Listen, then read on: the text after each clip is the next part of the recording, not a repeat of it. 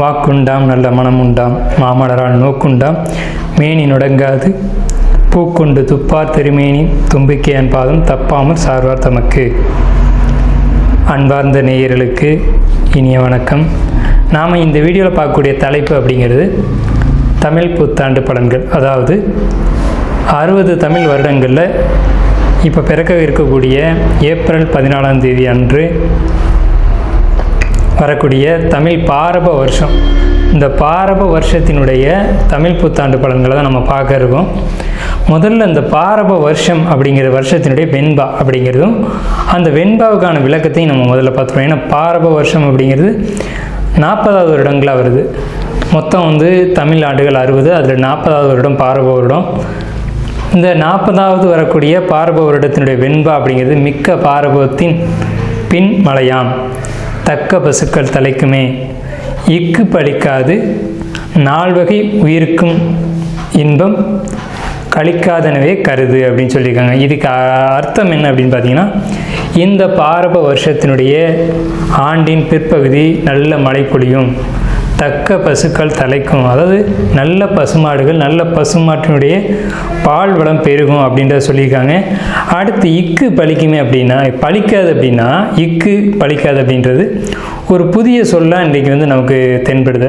அப்போ இக்கு அப்படின்ற சொல்லுக்கான அர்த்தம் அப்படிங்கிறது சூதுவாது. அதாவது ஒரு எப்படி சொல்கிறது அப்படின்னா, ஒருத்தரை வஞ்சிக்கிறது, ஒருத்தரை ஏமாற்றுறது, நம்ப வச்சு துன்பத்தை அனுபவிக்க வைக்கிறது அப்படிங்கிற வார்த்தையை தான் இக்கு அப்படின்ற சொல்லினுடைய அர்த்தமாக இந்த தமிழ் அகராதியில் குறிப்பிடப்பட்டிருக்கு. இக்கு பழிக்காது நால்வகை உயிருக்கும் இன்பம். 4 வகை உயிர்கள் அப்படிங்கிறது 4 வகைப்பட்ட ஊர்வன, நடப்பன, பரப்பன, மனித இனம் அப்படின்ற 4 வகை உயிருக்கும் இன்பம் அப்படின்றத சொல்லியிருக்காங்க. கழிக்காதனவே கருது அப்படின்ற வார்த்தையினுடைய அர்த்தம் இன்பம் பொங்கி வழியக்கூடிய ஆண்டு அப்படிங்கிறத சொல்லியிருக்காங்க. இந்த பாரப வருடத்தினுடைய ஒரு பலனாக ஒரு வெண்பாவை இடைக்காடர் சித்தர் கொடுத்துருக்காரு. இப்போ இந்த பாரப வருடம் அப்படிங்கிறது நல்ல பலன்களை கொடுக்குமா அப்படின்னு கேட்டிங்கன்னா, பொது பலன்களை நம்ம எடுத்துக்கும் போது முதல்ல மக்கள் அதிகமாக வண்டி வாகனங்கள் வாங்கக்கூடிய அமைப்பு, வீடு இல்லாதவர்கள் வீடு கட்டக்கூடிய ஒரு அமைப்பு, புதிய வாகனம், வீடு, சொந்த வீடு அப்படிங்கிறது கனவாக இருந்தது போக இப்போ சொந்த வீடுகள் ஏதேனும் ஒரு வகையில் ஒரு கடன் வாங்கியோ அல்லது ஏதேனும் ஒரு வகையில் ஒரு பிரச்சனைக்குரியதாக இருந்த ஒரு விஷயம் இப்போ அவங்களுக்கு சொந்த வீட்டில் குடியேறக்கூடிய ஒரு அமைப்பு, தொழில்துறையில் மந்தமாக இருந்தது, ஒரு தொழிலில் கஷ்டப்பட்டது, ஒரு பிரச்சனைக்கான ஒரு தொழிலில் போய் மாட்டிக்கிட்டது, ஒரு ஜாப்பில் போய் மாட்டிக்கிட்டு வெளியில் வர முடியாமல் தடுமாறுனது, பணத்தை வாங்கி யாரோ சாப்பிட்டுட்டு போகிறதுக்கு நம்ம பதில் சொல்லிக்கிட்டு இருந்தது, இப்படியாப்பட்ட சூழ்நிலைகள்லேருந்து வெளியில் வரக்கூடிய ஒரு நிலைகள் அப்படிங்கிறது இந்த பாரப வருடத்தில் பொதுமக்களுக்கான பலனாக இருக்குது. மழை பற்றி குறிப்பிட்டு சொல்லப்படும் போது அதிகமான மழைக்கான ஆண்டாக இந்த பாரப வருடம் இருக்குது. 12 வருடங்களுக்கு ஒரு முறை கடகராசியில் குரு பகவான் சஞ்சரிக்கக்கூடிய இந்த பாரப வருட ஆண்டு முழுக்கவே, இந்த ஆண்டு முழுக்கவே குரு பகவான் உச்ச நிலையில் கடகராசியில் இருக்கிறதுனால தங்கம் விலை குறையும், அரசியல் மாற்றங்கள், மக்களுடைய துன்பங்களை துடைக்கக்கூடிய, மக்களுடைய அக்கறை மீது நலன் கருதக்கூடிய அரசு தலைமைக்கு வரக்கூடிய இந்த பாரப வருடமாக இருக்கும். மக்களுக்கு துன்பங்களை கொடுக்கக்கூடிய அரசியல் கட்சிகள் ஆளுமைக்கு வராது. அடுத்து பார்த்திங்கன்னா, பயிர் சேதம் அப்படிங்கிறது கொஞ்சம் கொஞ்சம் இருக்க தான் செய்யும். மக்கள் பொறுத்த வரைக்கும் நோய்கள் பாதிப்பு அப்படிங்கிறது இல்லவே இல்லை அப்படின்னு சொல்ல முடியாது.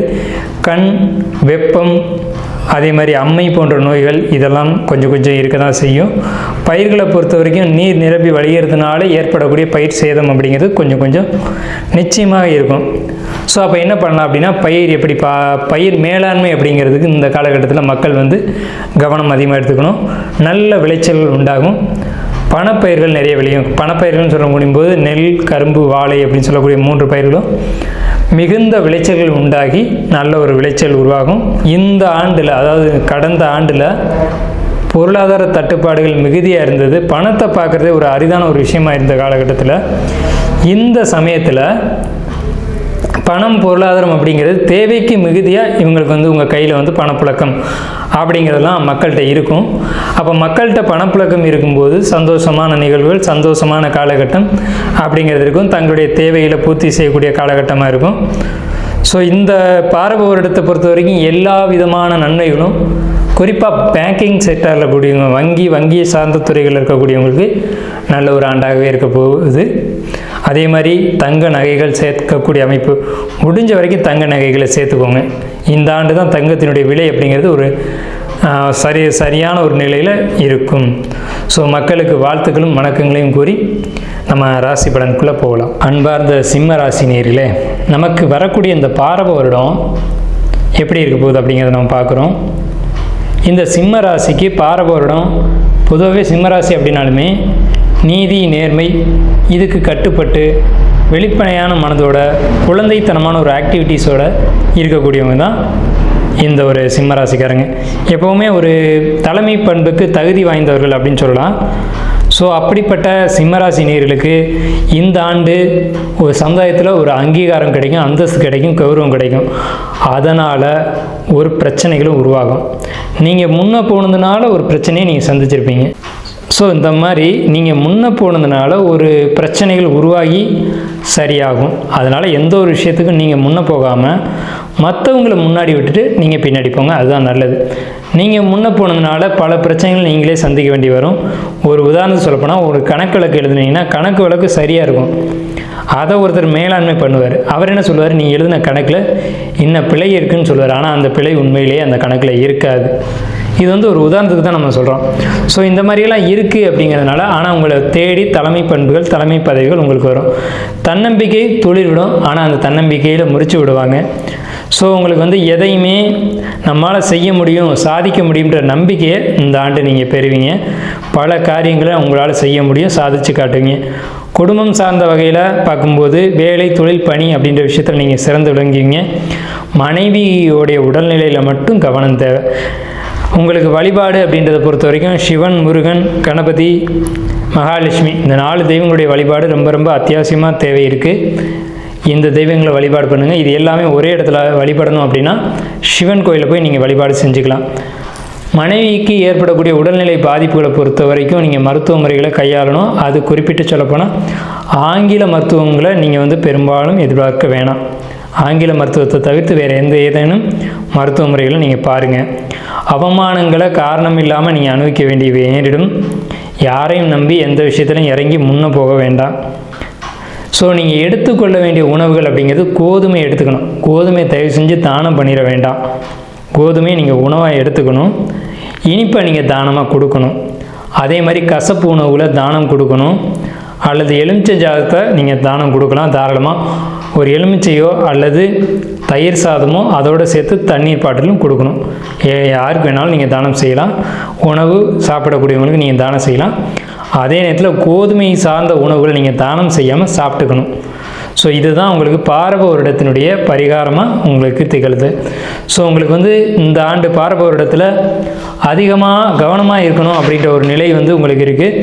சில விஷயங்களை தவிர்த்துக்கொள்வதே நல்லது. அதாவது இந்த முன்னாடி போகிற விஷயங்கள், தலைமை பண்புக்கு போகிற விஷயங்கள், இதை பொறுத்த வரைக்கும் நீங்கள் தவிர்த்துக்கொள்வது நல்லது.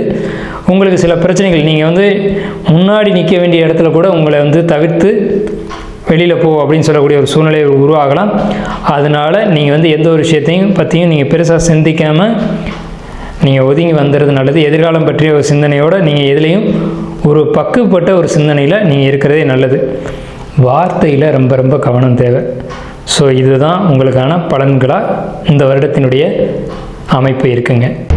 இப்போ நம்மளுடைய பலன்களை தெரிஞ்சுக்கிட்டோம். ஜோதிடத்தின் மீது ஆர்வம் கொண்டவங்களோ அல்லது கிரக நிலைகளை பற்றி தெரிஞ்சுக்கணும்னு நினைக்கிறவங்களோ அல்லது தனிப்பட்ட முறையில் ஜாதகம் பார்த்துக்கணும் அப்படின்னு நினைக்கிறவங்க, ஆன்லைன்லேயோ அல்லது நேரடியாகவோ தெரிஞ்சுக்கணும்னு நினைக்கிறவங்க, வாஸ்து தெரிஞ்சுக்கணும்னு நினைக்கிறவங்க, அல்லது வீடு பார்க்கணும், எங்களுடைய வாஸ்து குறைகள் இருக்குதுன்னு சந்தேகப்படுறோம் அப்படின்னு தெரிஞ்சுக்கணும்னு நினைக்கிறவங்களுக்கு ஒரு சின்ன ஒரு விஷயம் என்னென்னு கேட்டிங்கன்னா, நமக்கு ஸ்க்ரீனில் தெரிகிற நம்பருக்கு நீங்கள் கால் பண்ணி பதிவு பண்ணிவிட்டு எப்போ வேணாலும் நம்மளை கால் பண்ணலாம். பதிவு பண்ணிக்கோங்க. உங்களுக்கான சர்வீஸ் பண்ணி கொடுக்கறதுக்கு நம்ம காத்துட்ருக்கோம். நன்றி, வணக்கம், வாழ்த்துக்களும்.